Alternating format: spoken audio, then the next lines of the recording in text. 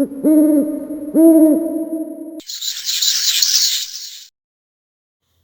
اللہ الرحمن الرحیم۔ السلام علیکم دوستو، آج میں آپ کے لیے حقیقت پر مبنی ایک خوفناک کہانی لے کر آئی ہوں، لیکن کہانی شروع کرنے سے پہلے آپ سب دوستوں سے گزارش ہے، اگر آپ میرے چینل پر نئے ہیں تو اسے سبسکرائب کر لیجئے اور بیل آئیکن کو آل پہ کر لیں تاکہ دلچسپ اور بہترین کہانیوں کا سلسلہ بر وقت آپ کو ملتا رہے۔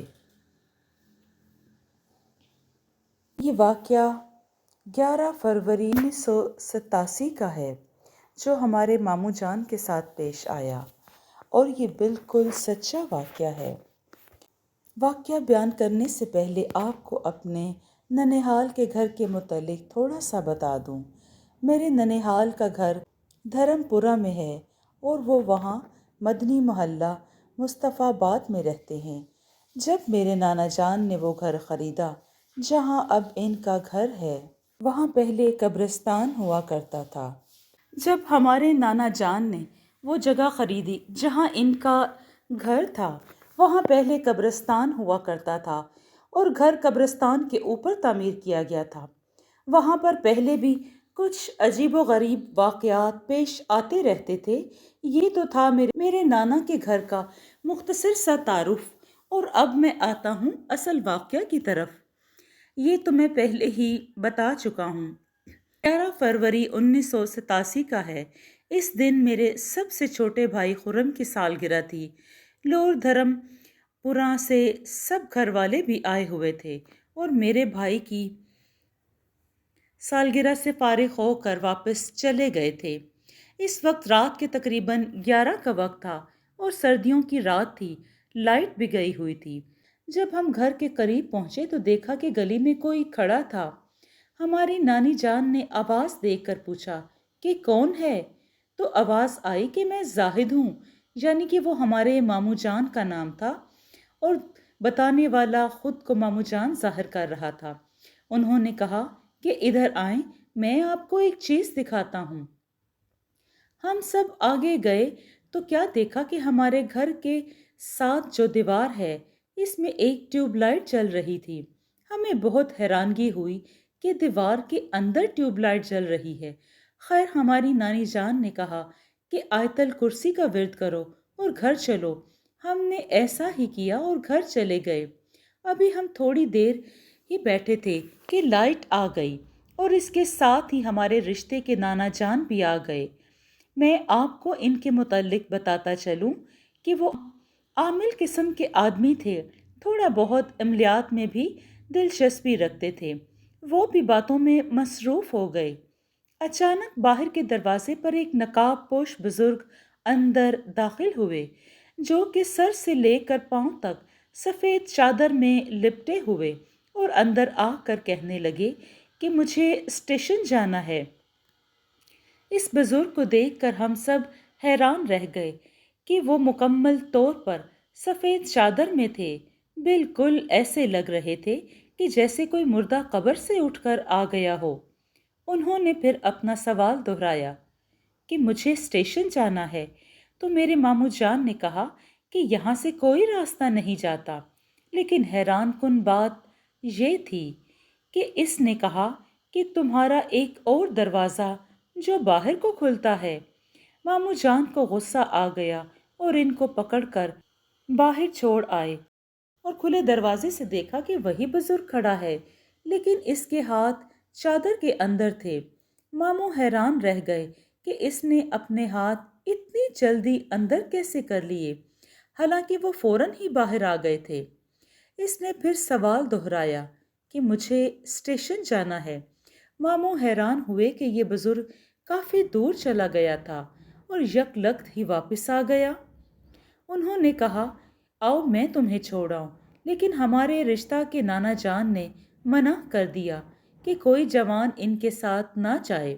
انہوں نے میرے نانا جان سے کہا کہ جاؤ تم اس کو باہر سڑک پر چھوڑ آؤ، تو نانا جان اسے ساتھ لے کر چلے گئے۔ راستے میں بھی وہ پرسرار بزرگ अजीब हरकत करता रहा। नाना जान चलते चलते इससे काफी आगे चले गए और वो बुजुर्ग इनसे काफी पीछे रह गया। लेकिन वो पल भर में नाना जान के साथ मिलकर चलने लगता। लेकिन मेरे नाना जान बड़े मजबूत दिल के आदमी थे।